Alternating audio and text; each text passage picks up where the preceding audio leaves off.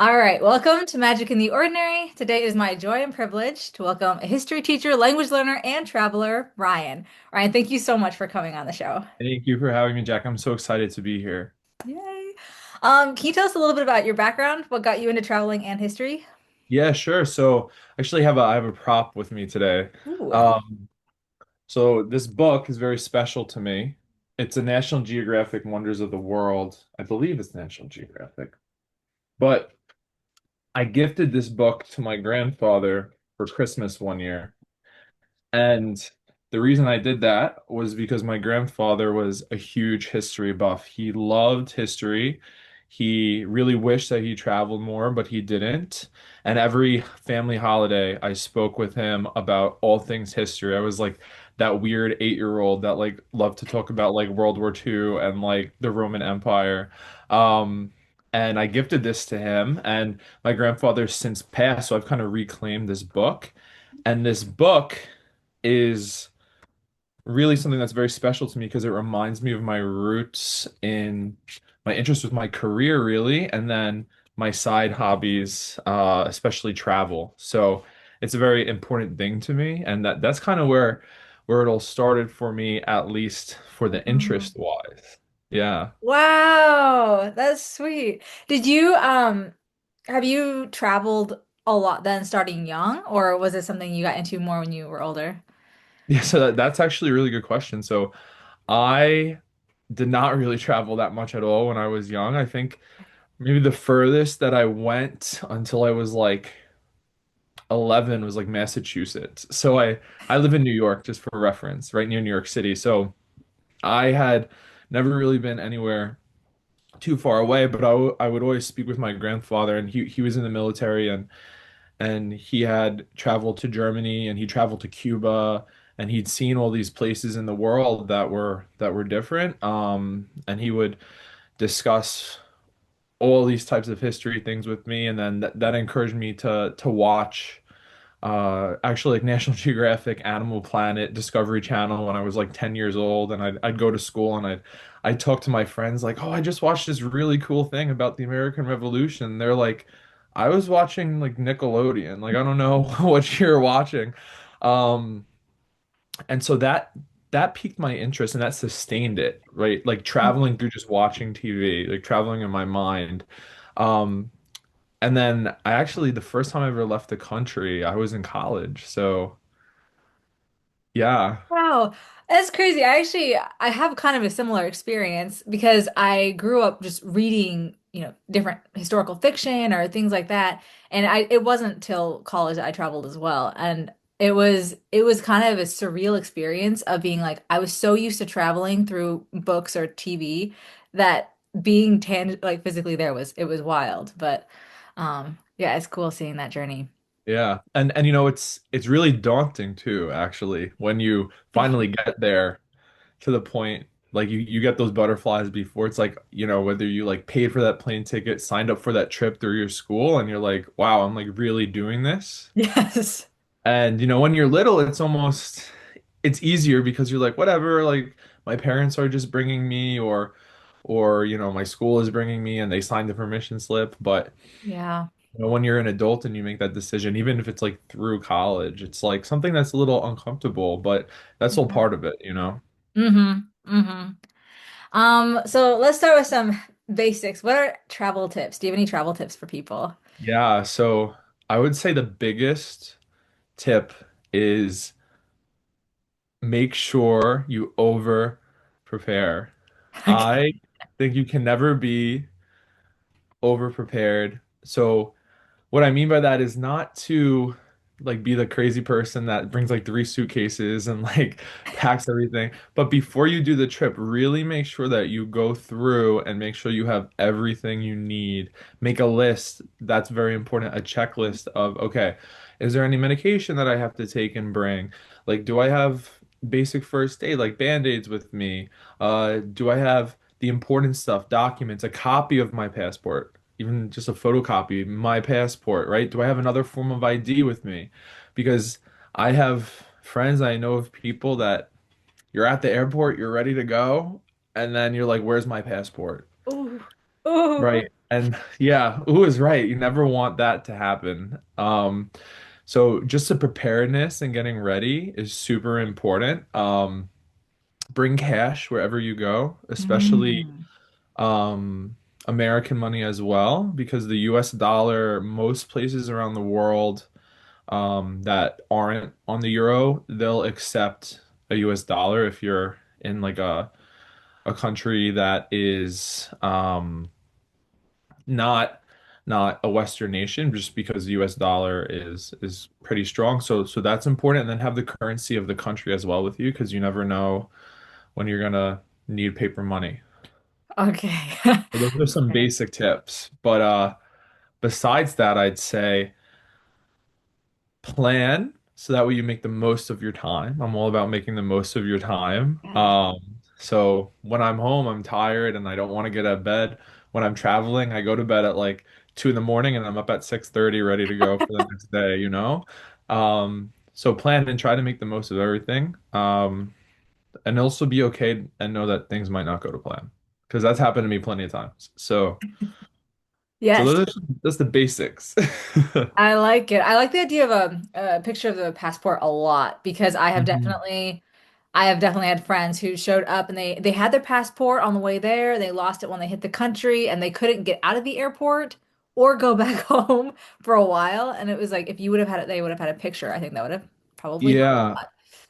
I even think if you can't, sorry, if you can't go, uh, get out of the country with just your photo of the passport. It does help though, because if you go to the U.S. consulate, the U.S. embassy, they have to issue you a temporary passport. But if you have Mhm. like a photocopy already, it's a little easier. The process is a little easier, especially if you Mhm. have another form of ID, like a driver's license, even a U.S. passport card. Those are new. They don't get you on flights, but they'll get you across land borders between the US and Canada, US and Mexico. And if you're on a cruise as well, you can go from the US to a number of Caribbean islands just with that little card, which is about the size of a driver's license. So definitely more than one form of ID. Okay, that's very helpful. How do you choose where to go? Yeah, so honestly, so far, every place that I've gone has kind of fallen into my lap. So I've been to 8 countries so far. Okay. And I had a reason to go that was other than like this is the place that I really want to go. So Okay. how do I choose? Yeah. So the first place I ever went, I went to England, which by the way, if you've never left the country and you want to go somewhere far that's not Canada, right? If you're an American and you're like, Canada's just like America to the north, which it kind of is. It's very similar, right? And you want like a more foreign adventure. England is a great place to start because the culture is similar and they speak English. So you go to Mm. England and it's not too unfamiliar. So I went with my university. I have a master's in special education and we visited a special ed school Oh, wow. in in England. We got to work a little bit with some of the children in their programs, which was great. And of course, we were there and we toured London. We went to Stonehenge. We went to Bath, and that first trip was comfortable, but uncomfortable at the same time because it's the first trip that But the familiarity of the culture, that everybody spoke the language, really helped. Mm. My second international trip is also through university. That was a mission trip. Oh, wow. So I just felt called to do that, and I went and I worked with these impoverished children in El Salvador. There's a community of religious sisters that run some missions down there, so we worked with them, and that was wonderful. So those were my first 2 trips. My next trip again was with university to France, Belgium, and the Netherlands. That was a history and philosophy and theology themed trip, global social programming. And then after that, I went to Italy. I went to Italy, and that was my friend really wanted to go to a Catholic Church canonization of a soon-to-be saint who now is a saint, Saint Carlo Acutis. So Yes. yes, we love Saint Carlo, and I said, okay, I know that I can organize, I can travel well, so if we can get four total people to go from America, we already have a friend studying abroad in Florence, which, by the way, if you have an opportunity to study abroad, take it. Even if it's a short-term trip, take it. Mm. My friend that was there for a whole semester, it totally transformed her life and helped her grow as a person. So take that opportunity. But I said, she's there. We can go. We'll have a group of five in Italy and it was a great trip. We went obviously to Italy. The Vatican is considered its own country, just so everybody knows. Okay.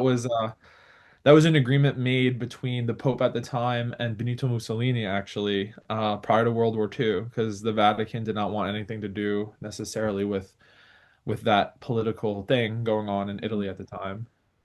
I didn't realize it was that recent. Like, I don't Yeah. know, I thought it was really like an old agreement in my head. Maybe it was the stone, I don't know. I don't Yeah, know why. the current borders, right? So Okay.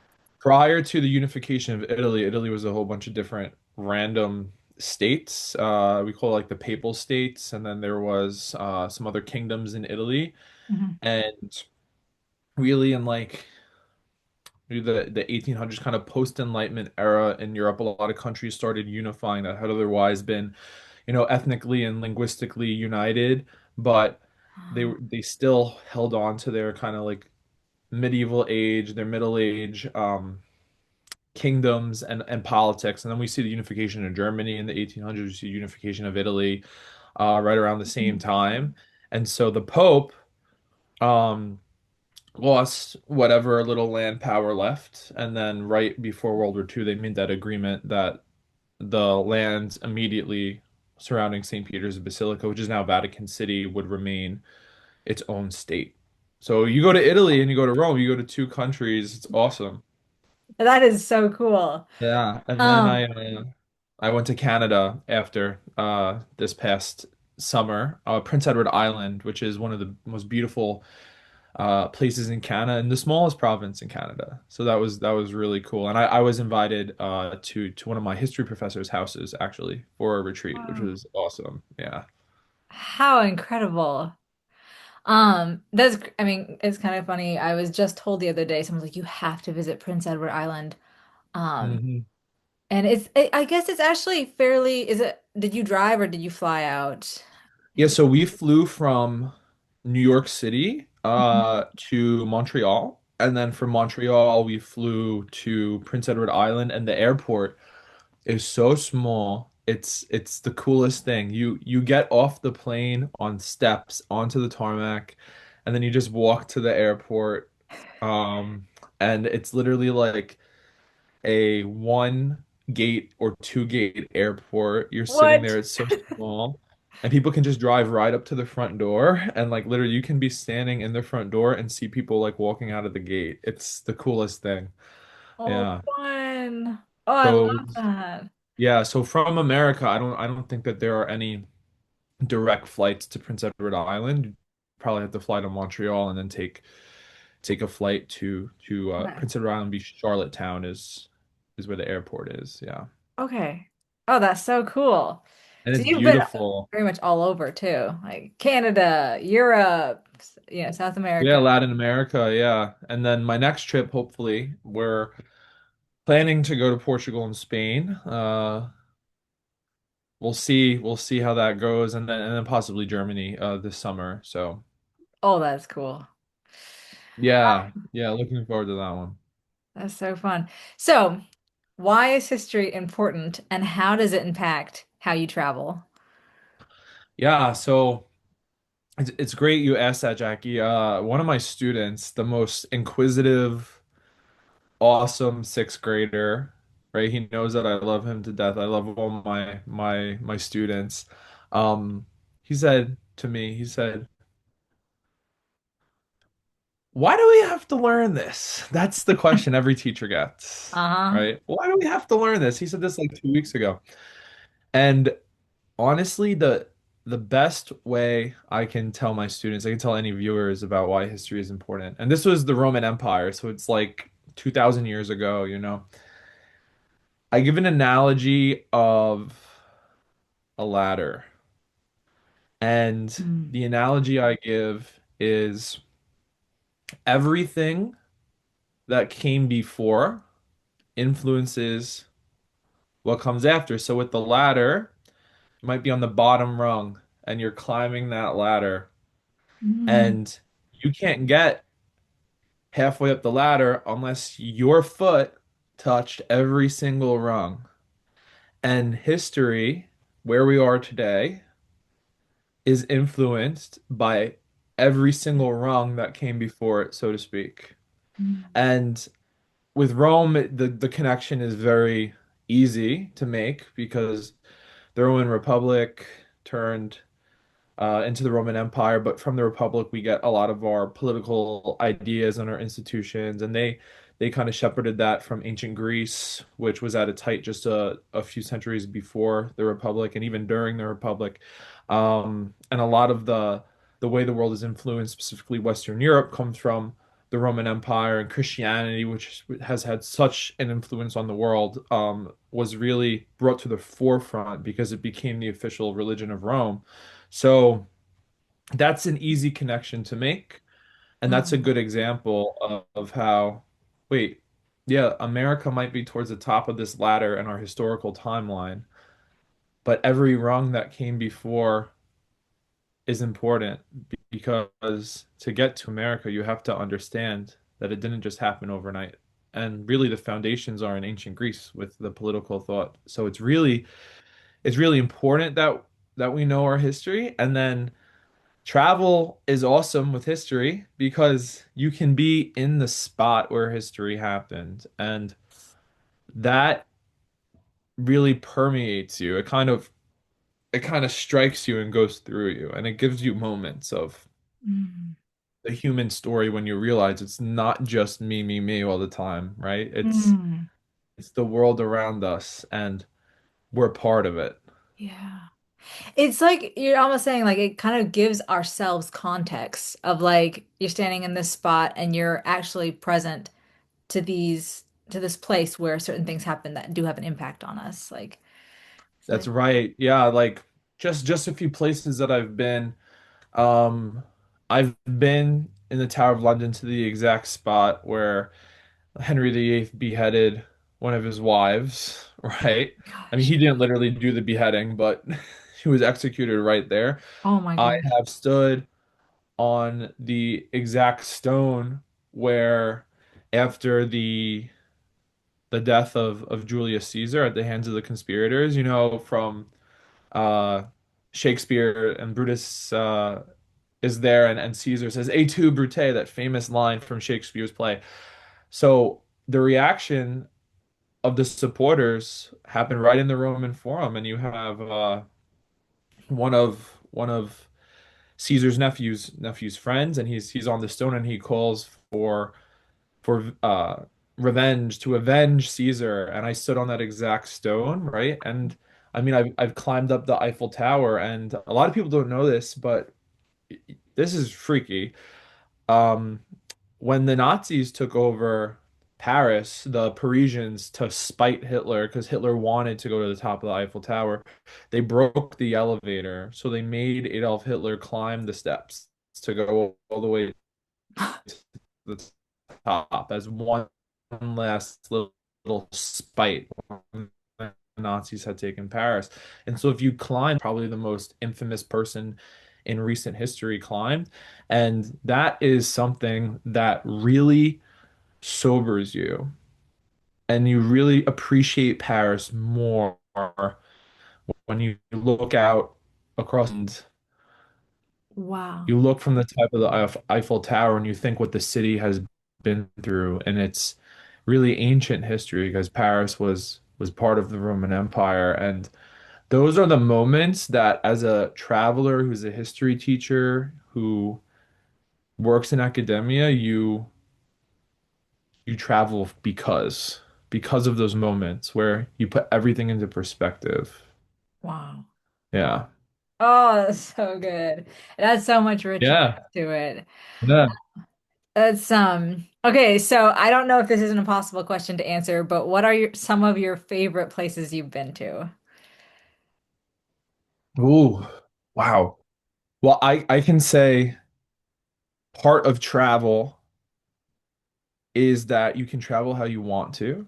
Okay. So I'm not just somebody that loves the cities and the history. I love to hike. I'm a big nature guy. And so I think my favorite place nature-wise was the Grand Canyon in Oh, Arizona cool. here in the US. I mean, talk about being humbled and putting the world in perspective when you stand before that canyon and you're like, wow, I think my hometown can fit in here 100 times over, you know, Yeah. maybe more. So definitely the Grand Canyon is my favorite place from nature that I've been. And Hmm. then, I mean, I'm a little biased because even though like I'm raised as an Anglophone and I speak English, I'm almost a Francophone at heart, and I love French culture and food and the language. And so Paris, I have to say, out of all the cities I've been to, Paris Oh. has to be my favorite. Because the food is great, the language is beautiful, the rich history is amazing, and there's just a magic about Paris. And I know it's so cliche. But if I had to say something a little less expected, I would probably say Belgium is a very, very rich country to visit, and it's a hidden gem. A lot of people don't appreciate Belgium, but the small cities in specifically the region we'd call Flanders in Belgium are magnificent. Bruges, Ghent, Leuven, beautiful cities. Still under the radar a little bit, especially with American tourists. And you really can feel like you're walking through the medieval times in those cities. So Oh my God. those are my favorites, my all-time favorites. And then of course, I mean, I live right near New York City, and if you come to America, you can't really say you understand America until you come to New York City. So Hmm. I don't travel there. I just go there for fun. Like it's a 40-minute journey, you know. Oh my gosh. Uh, it was so I mean, yeah, when I went to New York and Canada, that was my first time being there. Really, your first Yeah. time, and you were Yeah. stuck for 2 days. Yeah. So did you do it? Let me flip the script here. Did you do any touristy stuff? I went on a ferry ride around Statue, like kind of seeing everything, but Statue of Liberty was the big thing there. I Wow, watched a Broadway show, walked around Times awesome. Square. So like yeah, I tried to hit the biggest things, as many big things as I could. Yeah. The big thing on my list was the Statue of Liberty. Yeah, I don't know. It was kind of surreal. It was again one of those moments of seeing something that you have seen so many times in movies and Yeah. books and stuff like that, but being there and then hearing the history of it on that during the tour was just unreal. I mean, you'd see like that's Wall Street, and then you'd go a little over and like that was where the Dutch first settled, and I was like, Hmm. I didn't realize that there were Dutch before there were everybody else. Oh yeah. You go a little bit over, and that's where, George Washington would have come in for the Revolutionary War or whatever it was, and it Were was you it was insane. were you able to make it to Francie's Tavern while you were No. okay, so so that I know it sounds like why is he asking me about a restaurant? Francie's Tavern is where His Excellency George Washington gave his farewell address, and it is still named Francie's Tavern. It is essentially the same thing, a pub restaurant, and the building is a historical building. It's the same building where he gave his farewell address. And so when you go in there, you're in an establishment where George Washington probably dined as well, which is incredible. So add that to your list. It's right in Lower Manhattan, kind of near uh South Ferry. And that's the cool thing about New York. It's everywhere you go, something happened. And New York is, for many, the gateway to our country where their American story is written, which is amazing. So I love that you brought up the Statue of Liberty. Because right above me, actually, I have this little painting, this little picture is the breakdown of my family name on my mother's side. And I know my family story on that side, how they came to Ellis Island. And when you see the Statue of Liberty, you see this is where millions of people Yes. looked and said, now I have hope. Yeah. And they come through Ellis Island, and I walked the hallways that my great grandmother Wow. Johanna, my great grandfather Anton walked, and then I got that at Ellis Island. I put in my family name. It was probably overpriced, but it doesn't matter. And that's what's so special about New York. It's where dreams start for Yeah. so many Americans. Um, and I'd say even before, just to just go off on a tangent, but they are traveling, but their journey is different from ours as travelers, right? We travel because we want to explore and learn, but they're traveling out of necessity. And Mm. the journey that they take when they're on the journey, I feel that in their heart and in their mind, if they love the American ideals, they're already an American. Hmm. And that's a beautiful thing. So I wouldn't be able to travel if they didn't travel first, which Oh, is really cool. I Yeah. love that. Yeah, there was something very special about seeing the Statue of Liberty and thinking about those things of like, I've had like there have been ancestors who've come through there. And just the courage I feel like they had to have, starting a new life and pursuing that dream.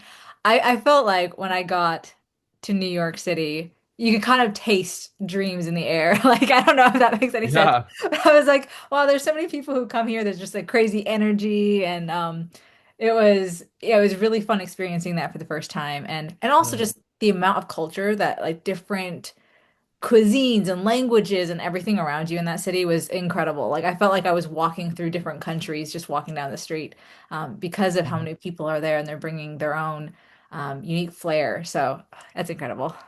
Yeah, I think there was a survey done recently that like I know at least over 1,000 different languages spoken in Ooh. I think just like Queens, just the one What? borough of New York City where people speak on an everyday basis and they're not like just, learning a foreign language in high school and they're counting that. Like people are speaking these languages in Wow. their house, and even like little dialects and stuff. And that's the story of New York, really, since the Dutch arrived, they were very tolerant of other religions, other societies. And even if you went back to New Amsterdam, you would hear, dozens of languages being spoken on the streets, which is Mm. cool. Oh, that's incredible. So speaking of traveling, what challenges, I guess, have you faced either as an academic or as a traveler? Yeah, so it's funny. So to start off with academia, right? I am now working on my second master's degree, Ooh. and I have found that after you get the first, if you're in a combined program, which I was, your main focus is a student. So then in academia, when you want to push further and further and get more and more educated and earn other degrees, right? You're often doing that while you're working at the same time. Mm. So as a teacher, but also a student, it's such a strange and hard thing to do, right? Like I was up until 2:15 Monday night writing a paper. So and then I had to be at work ready to teach my students, 7:40. Oh, Um, and I'm still a little tired from that, but that's the challenge of academia is yeah. when you want to be maybe in a university adjunct professor, you need the accolades to get there, and they don't just appear. People earn their degrees, and so That's what I'm finding is like actually challenging. Most of the challenge isn't the coursework, it's managing the coursework and managing life. Mm, So I'd say that is a challenge that I've encountered. mm. Travel challenges, I mean, ooh, they come and they come unexpectedly. They come in all shapes and sizes. That's true. And sometimes you can't be prepared and you just run with it. So I have a few stories I can tell, so I'll tell maybe two here. When I went to El Salvador on mission, I don't speak Spanish. I don't really read Spanish. I can speak communicative French and read French pretty well, but Spanish I do not. And I asked my friend who speaks Spanish, I said, is this a safe meal to have? Because in Latin American countries, not all of them, but some of them, they have different food standards for the cleanliness of the food. And if you're not used to maybe some of the bacteria that they have there versus what we have in America, you can get sick. And he said yes, and we were warned not to have pork by one of the religious sisters who's from El Salvador. And sure enough, Oh no. I realized after almost finishing it that it was pork, Oh. and I ended up basically getting violently sick for like Oh. every morning of the trip, like 2 or 3 days after that. But I toughened it through. I was there for the kids, but it was really bad and it didn't go away. And then I made it back to America and I went to the hospital and they said, yeah, you probably have a parasite or some sort of really bad bacteria. Like we can see from the scan that like your white blood cell count is really high, you're inflamed, one of Oh, your organs is inflamed. And so, yeah, that's one of the challenges that I had medically. So you never know what's going to happen. So you just have to kind of take the punches yeah. as they come and roll with it. And it didn't affect how much I appreciated the trip. I'd actually love to go back and be a mission again there, a missionary there again. Um, but that was great. And then sometimes you make mistakes. So I was going from Rome to Pompeii, which is quite a ways down. Pompeii is southern Italy. It's I believe it's in Campania, which is one of the provinces right near Naples, the city of Naples, and they have speed trains all over Europe, which America needs to get with the program with that. But they have speed trains, and I essentially bought the tickets for the wrong day, didn't realize that, got on the wrong train from Rome to Naples, realized it was going Oh. to take 3 hours to get to Naples when our tour was in 2 hours. And so my friend and I had to take the train from Rome to this random countryside town right outside of Rome, back to Rome. We got on a totally different speed train, got to the stop right before Naples, realized that we're gonna miss our tour. So we made a gut decision. We just went with our gut. We got off of the train, Ubered from Oh this my gosh. town outside of Naples, Ubered all the way to Pompeii, which was like a 40-minute Uber, and we What? just made our tour. We were literally running up the road on the hill, Oh my just made our tour from Pompeii. And I would have been really mad if I missed my tour in Pompeii. But those are the types of things that you never know. They're gonna hit you. But shout out to the Uber driver because he was driving, probably broke some laws and he cut off a bunch of people on the highway instead of waiting in line for the exit, but he got us there. So Oh my gosh. Oh, that's wild. I'm so glad you guys made the tour. It had a happy ending, even though it was a wild, wild journey getting that's there. only the first half of the day. Oh my gosh. Oh yeah. That's Yeah, it was a crazy. it was a wild it was a wild day, but we finally made it back to Rome at like 11 p.m. Oh and my I just gosh. collapsed on the floor in my Airbnb. Thank God. Yeah. Oh my goodness. So do you have to, with Pompeii tours, do you have to schedule them pretty far in advance? Is that kind of limited Yeah, numbers, I'm no, guessing? for the heavy hitters, I'd say Pompeii is a heavy hitter. A lot of people want to go to Pompeii. I would really recommend scheduling months in advance. I scheduled a tour 3 months, I believe, in advance or 2 months in advance. And it doesn't mean that you can't access Pompeii because Pompeii is a huge site.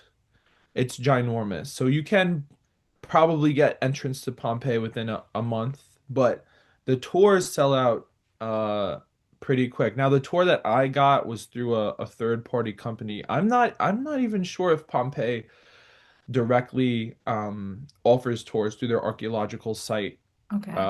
website, but the third party tours are fine. You just have to do your research. Okay. So I went through the tour guy.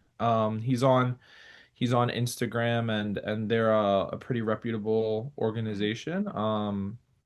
And the tour guy essentially hires individual archaeologists, professors, historians to Oh, give wow. tours, and my tour guide was great. But I have heard of people who maybe buy a tour online and they don't do the research, and the person never shows up. Oh. The person leaves without them, even though this tour wasn't supposed to start for another 20 minutes.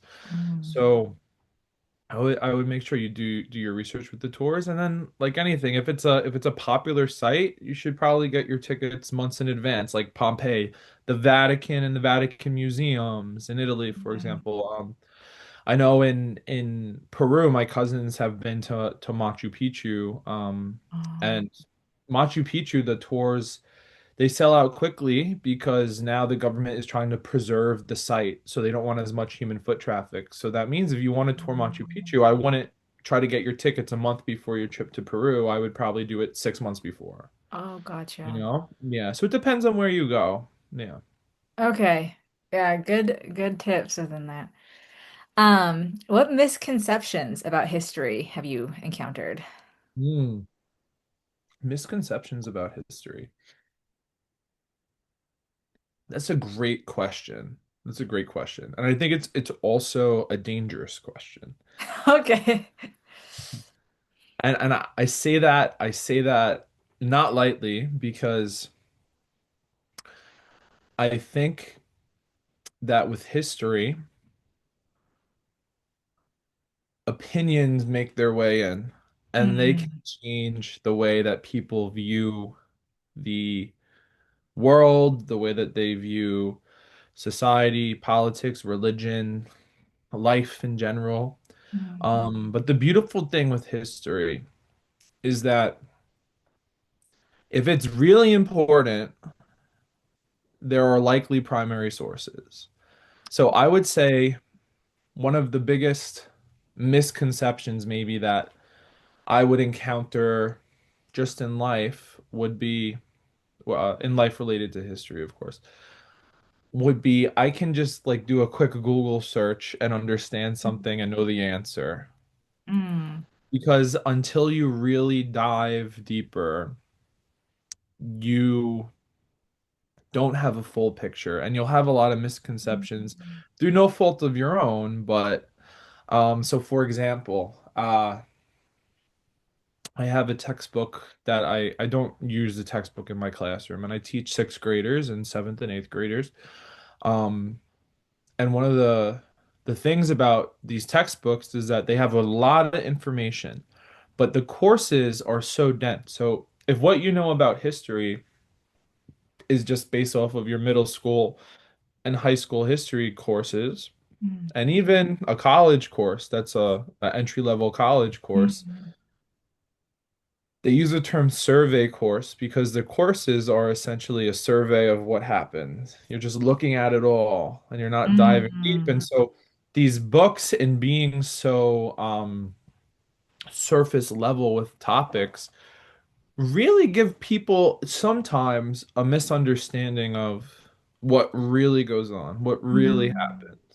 So that's part of the reason I think why I'm finding it better in my classroom to steer clear of a textbook and use articles and primary sources, Wow. because that way you give the kids, I think, a better understanding and also a better awareness that with history, with society, politics, the world, you cannot think that you can do a quick search and Mm. know it. So Hmm. I would say that that's a big misconception right there. I love And that. then just a general fun misconception, right? Frank Sinatra is famous for his New York song, but he's from New Jersey actually. He wasn't born in New York, right? He might have moved to, I mean, I don't know too much. I just know that he might have moved to New York. I'm sure he did at some point. But he's from New Jersey, which is it's kind of cool. It's like a funny little misconception. Mm. I Yeah. love that. I really like the reminder to return to the original source material versus, I think, especially that's like very relevant even for people who aren't in school, when you're looking at things like I'll get little history tidbits on Instagram and stuff, and I love that, but it is good to always take a like just pause and then go do a little bit more research because I have found things that are, just said in a single sentence. I feel like I understand it, but then when I go to research it, there's so much more nuance and Mm. layers to that piece of history or that culture, that people, whatever it is, that it's yeah, it's just a really good reminder to slow down a little bit and go a little deeper. Yeah, I love the term that you use. Just hit pause. If I could tell my students that and they could listen to you, Jackie, like hit pause, take a breather, and take it all in. That's Mm. really what you have to do with history. And Yeah. our society, we love our instant gratification on our phone. We Um, expect someone to text me back right away. But with history, it's like you gotta read, and it takes time. so worth it though. So good. Yeah. So speaking of reading, any book recommendations related to Yeah, history or travel? some book recommendations related to history or travel. Ooh.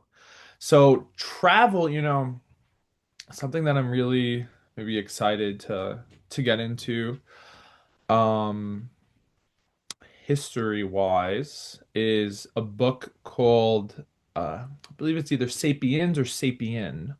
And that is essentially the story of humankind. And that's a book that's very well known within the world of education. So I'd say if somebody wants to understand history in a more general, broad way, I've heard that that book is good. And then there's some great books actually. I have them right here. This book, I would say if you want to learn about how the world affects you, this is a great book. It's called Prisoners of Geography Ooh. by Tim Marshall. And this book is really friendly for people that maybe are not well versed in historical language and political language, geographical language. And basically, what this book does is it takes you through maps to explain history and everything you need to know according to the book. I read the book and it's pretty good, actually. It's pretty good. Everything that you might need to know, just have a surface level understanding of why things are the way they are in the world today in terms of national politics, international politics. And a lot of that just comes down to the geography of our planet, like just something basic. China, as the civilization that it is, was shaped in part because they were isolated from the rest of the world because of natural barriers, right? In the Mm. west of their country, directly to the south, they have the Himalayas. There's a desert, the Gobi Desert is in the northern part of China, right? The ocean is in the eastern part. Central Asia, there's a lot of very beautiful natural terrain, but hard to traverse for humans. And so that's just an example of, hey, like our culture developed very distinctly from other cultures just because of geography. It's just the way it is. Mm. So that book does a really great job with that. And then travel books, I would say one of the best things to do would be like that first book I showed, Wonders of the World. Also not I don't think it's National Geographic. I lied, but I'm sure National Geographic makes books just like that. Um, these books are wonderful because you can just flip through them and see some beautiful places like the Eiffel Tower. And you just say, that interests me. I'm going to read a little paragraph about it and I'm going to say, I want to go there. And so for travel books, what you're looking for is the inspiration. Yeah. Mm.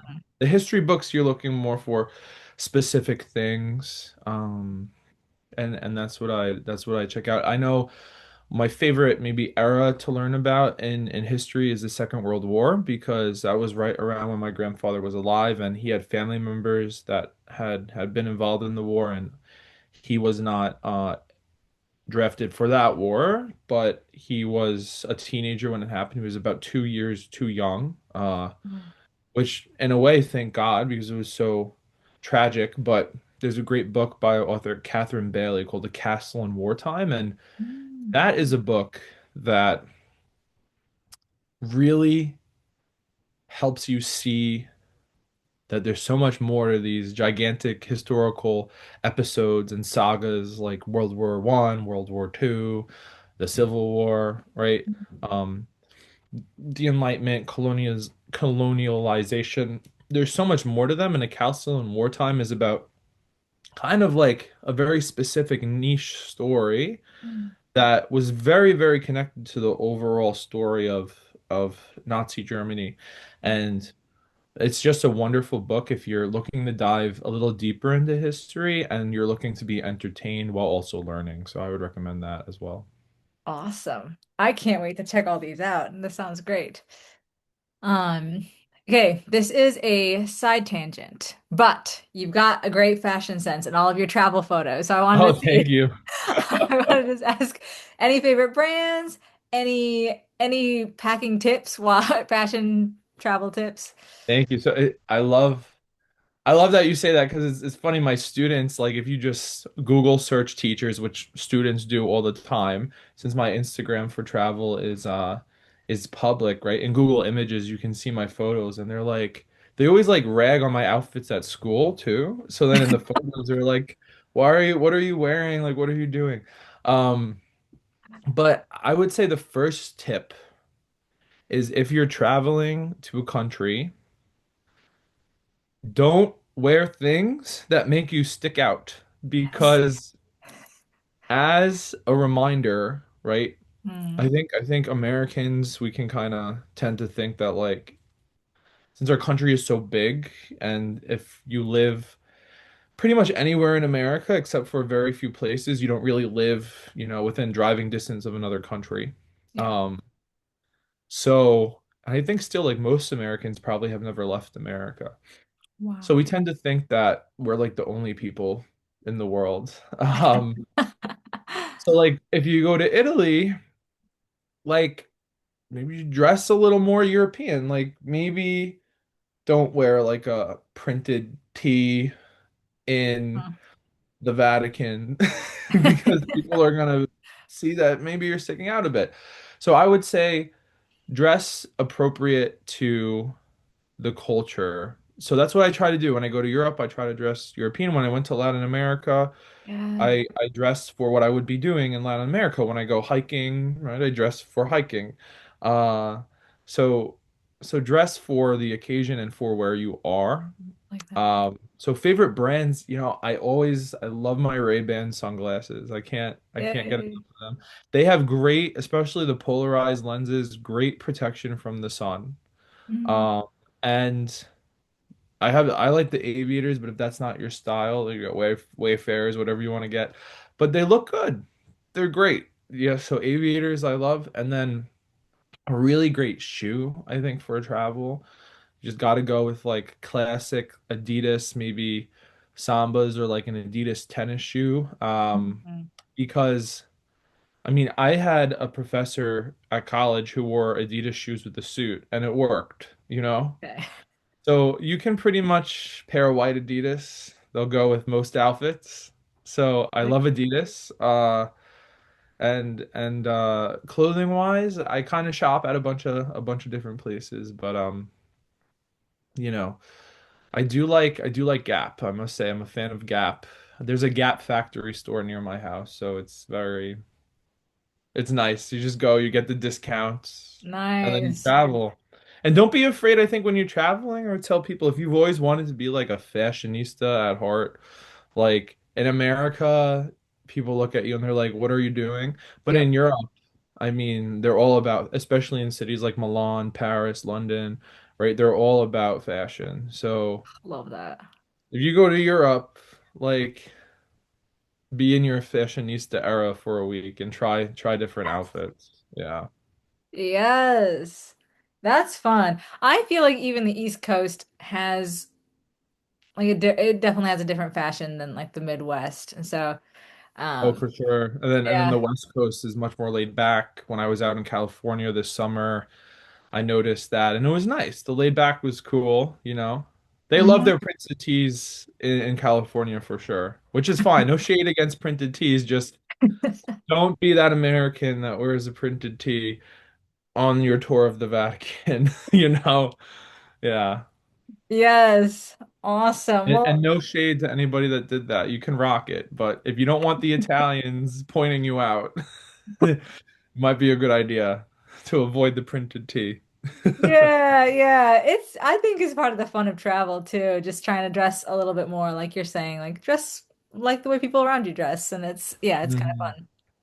Yeah. Awesome. Well, thank you so much for all the tips, the insights, the stories. How can people connect with you if they or follow your travel stories? Yeah, so right now I am just publishing my travels on one social media site. I know a lot of people say you should get TikTok, but I'm only on Instagram, so it's just at roaming with Romaine. Right? That's my last name, Romaine. So at roaming with Romaine, it's a little alliteration. It's fun. Um, you can check me out on Instagram again at roaming with Romaine, and there's a lot of good travel tips, but then there's also a lot of historical content, so you can learn something. Because don't forget, I am a history teacher, and I'll never stop being a history teacher. So don't forget, and yeah, it would be cool to have people check out, reach out if they have any questions. I'd be more than happy to help. Yeah. Awesome. Well, thanks so much for coming on the show. Thank you, Jackie. This is great.